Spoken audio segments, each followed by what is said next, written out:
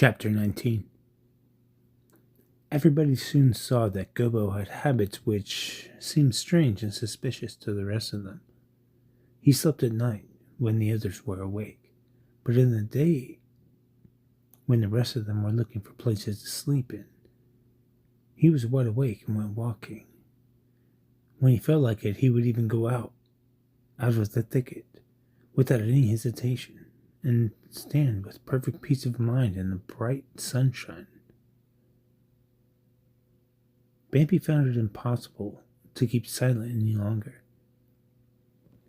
"Don't you ever think of danger?" he asked. "No," Gobbo said simply. "There isn't any for me." "You forget, my dear Bambi," Gobbo's mother broke in. "You forget that he's a friend of Gobbo's. Gobbo can take chances that the rest of you can't take." She was very proud. Bambi did not see anything more. One day Gobbo said to him, "You know, it seems strange to me to eat when I were alike."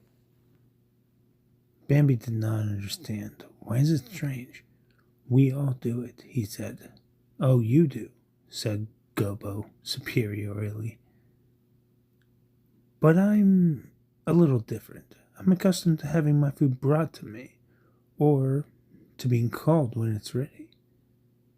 Bambi stared pityingly at Gobbo. He looked at Felin and Marina and Antina, but they were all smiling and admiring Gobbo. "I think it will be hard for you to get accustomed to the winter, Gobbo," Felin began. "We don't have hay or turnips or potatoes in the winter time." "That's true," answered Gobbo reflectively. "I hadn't thought about that yet. I can't even imagine how it would feel. It must be dreadful." Bambi said quietly, "It isn't dreadful. It's only hard." "Well," Gobbo declared grandly, "if it gets too hard for me, I'll simply go back to him. Why should I go hungry? There's no need for that." Bambi turned away without a word and walked off. When Gobbo was alone again with Marina, he began to talk about Bambi. "He doesn't understand me," he said. "Poor old Bambi thinks I'm still the silly little Gobbo that I once was. He can never get used to the fact that I've become something unusual. Danger. What does he mean by danger? He means well enough by me, but danger is something for him and the likes of him, not for me." Marina agreed with him. She loved him, and Gobbo loved her, and they were both very happy. "Well," he said to her, "nobody understands me the way you do. But anyhow, I can't complain. I'm respected and honored by everybody. But you understand me best of all. When I tell the others how good he is, they listen and they don't think I'm lying, but they stick to their opinion that he's dreadful." "I've always believed in him," said Marina dreamily. "Really?" Gobbo replied airily. "Do you remember the day when they left you lying in the snow? I said that day that sometime he'd come to the forest to play with us." "No," Gobbo replied. "I don't remember that."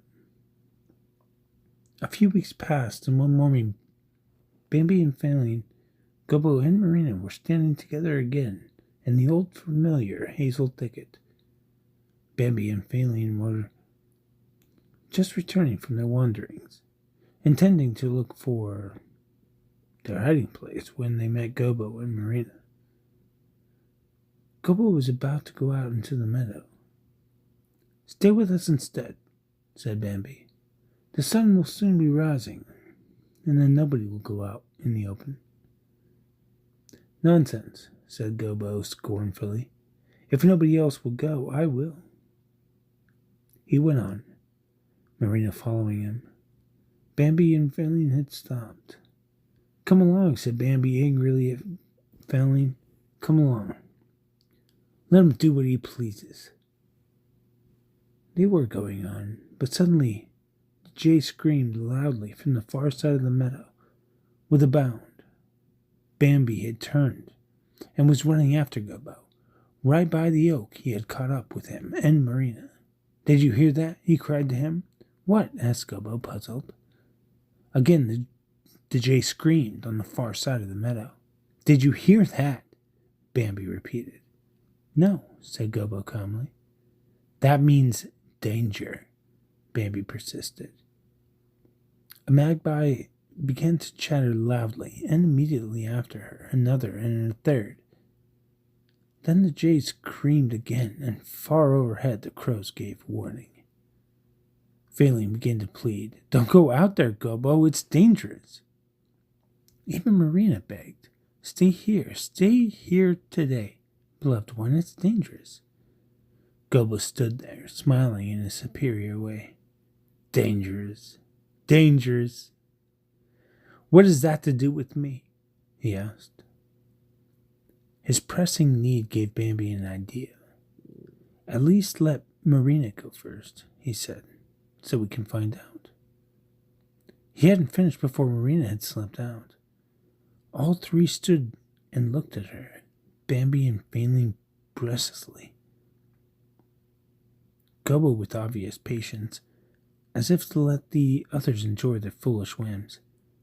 They saw how Marina walked across the meadow, step by step, with hesitant feet, her head up. She peered and snuffed in all directions. Suddenly, she turned like a flash, with one high bound, and, as though a cyclone had struck her, she rushed back to the thicket. It's he! Her voice choking with terror. She was trembling in every limb. I saw him," she stammered. "It's he! He's standing over by the alders. Come," cried Bambi. "Come quickly." "Come," Felix pleaded, and Marina, who could hardly speak, whispered, "Please, come now, Gobbo, please." But Gobbo remained unmoved. "Run as much as you like," he said. "I won't stop you. If he's there, I want to talk with him." Gobbo could not be dissuaded. They stood and watched how he went out. They stayed there, moved by his great confidence, while at the same time a terrible fear for him gripped them. Gobbo was standing boldly on the meadow, looking around for the alders. Then he seemed to see them, and to have discovered them. Then the thunder crashed. Gobbo leaped into the air at the report. He suddenly turned around and fled back to the thicket, staggering as he came. They still stood there, petrified with terror. While he came on, they heard him gasping for breath, and as he did not stop but bounded wildly forward, they turned and surrounded him, and all took flight. But poor Gobbo dropped to the ground. Marina stopped close to him, Bambi and Felix a little further off, ready to flee. Gobbo lay with his body, bloody entrails oozing from his torn flank. He lifted his head with a feeble twisting motion. "Marina," he said with an effort. "Marina." He did not recognize her. His voice failed. There was a loud, careless rustling in the bushes, not far from the meadow. Marina bent her head towards Gobbo. "He's coming," she whispered frantically. "Gobbo is coming. Can't you get up and come with me?" Gobbo lifted its head again feebly with a writhing motion, beat convulsively with his hoofs, and laid still. With a crackling, snapping, and rustling, he parted the bushes and stepped out. Marina saw him from quite near. She slunk slowly back, disappearing through the nearest bushes, and hastened to Bambi and Felix. She looked back once again and saw how he was bending over and seizing the wounded deer. Then they heard Gobbo's wailing death shriek.